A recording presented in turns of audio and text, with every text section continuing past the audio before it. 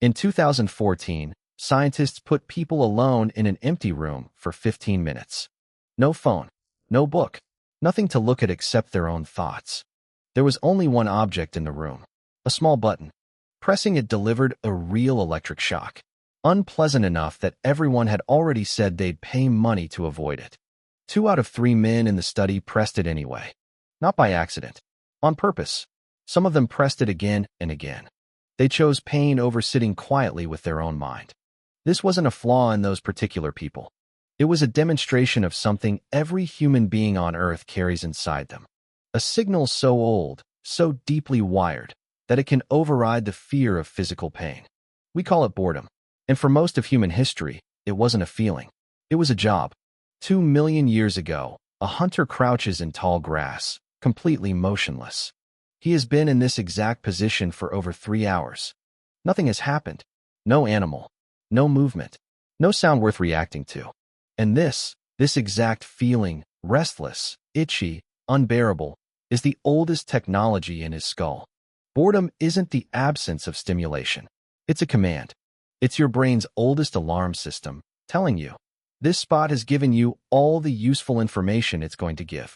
Go find the next one, or you'll starve, or a predator will find you first. For nearly the entire existence of our species, that restlessness had exactly one job: keep you moving toward resources. Food, water, safer ground, new information about a changing world. Today, when you feel that same itch, you reach for your phone. You open an app. You scroll. You feel a tiny relief. For about 4 seconds. Then the itch comes back. So you scroll again. And again. For 20 minutes. Then 2 hours. But here's what nobody tells you. That circuit in your head was never built for this. It was built for a world with maybe a few hundred possible things to pay attention to in a lifetime. Not a world with infinite new things arriving every 4 seconds, forever. But that was only the surface. Because your brain doesn't actually reward you for finding something interesting. It rewards you for not knowing what's coming next. In the 1950s, a psychologist named B.F. Skinner ran an experiment with pigeons. One group of pigeons got food every single time they pressed a lever. A second group got food only sometimes, unpredictably. The predictable group pressed the lever occasionally when they were hungry. The unpredictable group pressed it obsessively, thousands of times, even when they weren't hungry at all. Uncertainty didn't just add excitement. It hijacked the entire reward system. This is the exact same mechanism sitting inside a slot machine. And it's the exact same mechanism sitting inside your phone. Every time you pull down to refresh a feed, you are pulling a lever. You don't know what's underneath. A boring post, or something that makes you laugh out loud. That not knowing is the entire product. But this didn't happen by accident either. The infinite scroll, the feature that removes any natural stopping point from a feed, has a known inventor. A designer named Ozza Raskin built it in 2006. He has since said publicly that he regrets it, because it removes the one thing your ancient brain relied on to know when to stop. A natural end. Your hunter ancestors' restlessness always had a resolution. Find food, and the itch goes quiet. Your restlessness today is designed to never fully resolve. And that's when boredom stops being a helpful signal and starts being something else entirely. An economy. There's a term economists use for this. The attention economy. In this economy, your restlessness isn't a personal problem. It's raw material. Every additional minute your ancient alarm system keeps you scrolling gets converted directly into advertising revenue. Companies employ people whose entire job is studying that alarm system to keep it firing longer. Not to satisfy your curiosity, to prevent it from ever being satisfied. Because a satisfied brain closes the app, and a satisfied brain earns nobody any money. So the system is built, deliberately, to imitate uncertainty forever. The same trick that made Skinner's pigeons press a lever thousands of times. Except now it's running on you. But here's where it gets worse. Because your ancient alarm system doesn't just crave novelty. It craves specific kinds of novelty. Threats, social judgment, other people's opinions of you. For your ancestor, gossip about who in the group was trustworthy could save their life. So the brain built a permanent, high-priority channel for social information. Today, that channel is exactly what a notification exploits. A tiny red number on your screen isn't just information. It's a threat signal disguised as a number. Someone, somewhere, is talking about you, or judging you, or waiting on you. Your ancient brain cannot ignore that. It was never built to. You check it not because you're weak. You check it because the alarm was designed by people who understood exactly how you evolved. Let's go back to that hunter in the grass for a moment. He has been still for hours. His mind, technically, is bored. But watch what that boredom actually does inside his skull. It doesn't shut off. It switches into a completely different mode.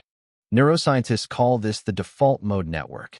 It's the part of your brain that activates specifically when you're not focused on anything at all. And it's not idle. It's doing something crucial. Connecting memories. Planning. Solving problems you weren't consciously working on. This is the exact state where a hunter might suddenly remember a trail he saw 2 days ago and realize where the herd went. Boredom wasn't dead time. It was thinking time, just aimed inward instead of outward.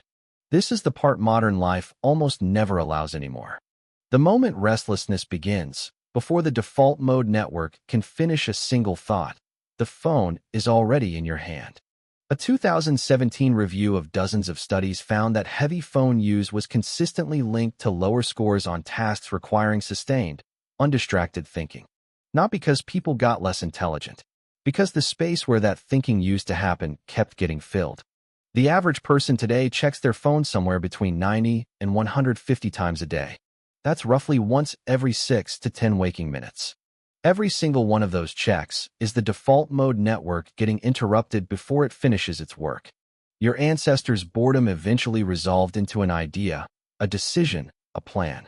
Yours, more often, resolves into another 40 minutes of scrolling.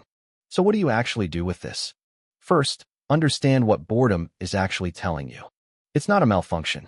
It's the most ancient, reliable signal you own. It means this moment has run out of new information for you. For 2 million years, that signal pointed you toward something real.